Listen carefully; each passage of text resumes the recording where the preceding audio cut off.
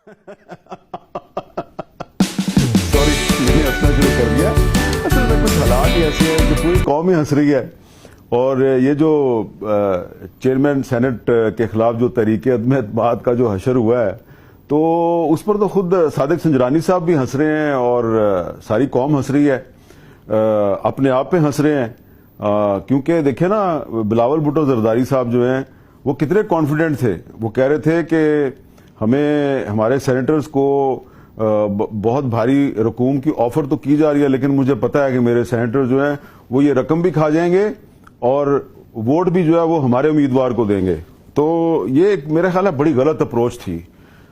جو بلاول صاحب ہیں ان کو بتانا چاہیے تھا کہ کس نے کون سے سینیٹر کو کیا آفر کی ہے, اور ان کو یہ بالکل نہیں کہنا چاہیے تھا کہ آپ ان سے پیسے بھی کھا جائیں اور ووٹ بھی ہمیں دیں. ایسا تو نہیں نہ ہوتا کوئی بھی کہ جو پیسے دیتا ہے اس کو ووٹ لینا بھی آتا ہے.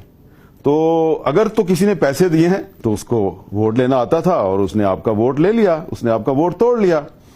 تو اصل بات یہ ہے کہ اب آپ کہہ رہے ہیں کہ جناب ہارس ٹریڈنگ ہو گئی ہے, بہت پریشر تھا, یہ ہو گیا وہ ہو گیا. ہو سکتا ہے ہوا ہو, لیکن ذرا ہمیں یہ بھی تو بتائے نا کہ آپ کو بھی تو پتا تھا کہ آپ کی پارٹی کے کون کون سے سینیٹرز جو ہیں وہ صادق سنجرانی صاحب کے لیے خاموشی کے ساتھ کمپین چلا رہے ہیں. اور ایسے ہی سینیٹر مسلم لیگ نون کی صفوں میں بھی تھے, اور مسلم لیگ نون کی صفوں میں جو سینیٹر ہیں جو صادق سنجرانی صاحب کے لیے کمپین چلا رہے تھے وہ صرف مجھے اور 2-3 صحافیوں کو نہیں پتا, وہ پورے پاکستان کو پتا ہے.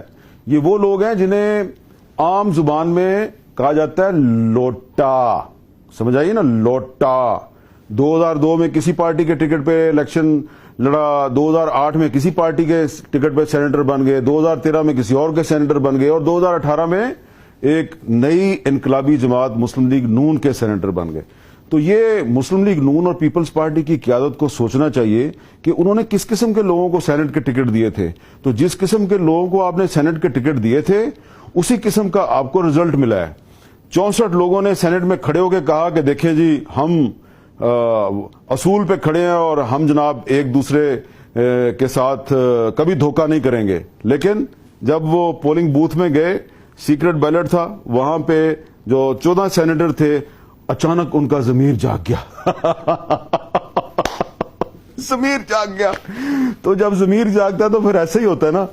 تو اللہ مغفرت کرے, احتشام ضمیر صاحب تو اس دنیا سے چلے گئے ہیں, لیکن یہ جو ان کا ضمیر جاگا ہے یہ لگتا یہ ہے کہ یہ صادق سنجرانی صاحب کی قاتل مسکراہٹ کا شکار ہو گئے ہیں.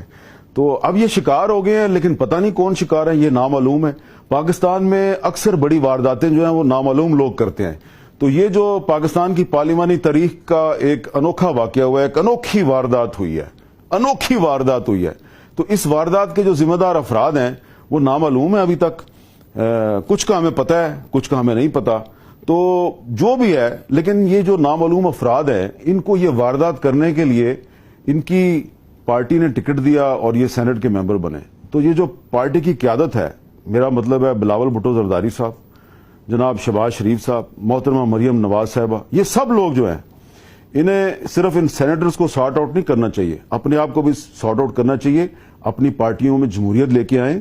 جب آپ اپنی پارٹیوں میں جمہوریت لے کے آئیں گے, اپنی پارٹیوں کے اندر آپ ایک ایسا معیار قائم کریں گے کہ قومی اسمبلی کا, صوبائی اسمبلی کا اور سینٹ کا ٹکٹ صرف اس کو ملے گا جو پارٹی کا نظریاتی کارکن ہے, جو پارٹی کے ساتھ ہمیشہ وفادار رہا ہے, جس نے ہمیشہ پارٹی کے لیے قربانی دی ہے. تو اگر آپ ایسے لوگوں کو ٹکٹ دیں گے تو پھر آپ کو وہ رزلٹ نہیں ملے گا جو آپ کو 1 اگست 2019 کو ملا ہے. آپ سب کے ساتھ واردات ہو گئی ہے, ساری دنیا آپ پر ہنس رہی ہے اور آپ بھی بند کمروں میں اپنے آپ پہ ہنس رہے ہیں.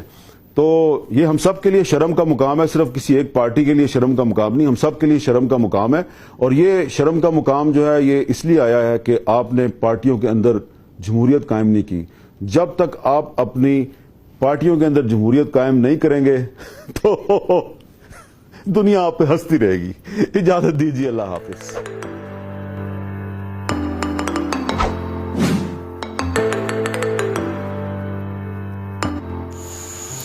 Keep watching Global News 24. Thanks for watching our videos.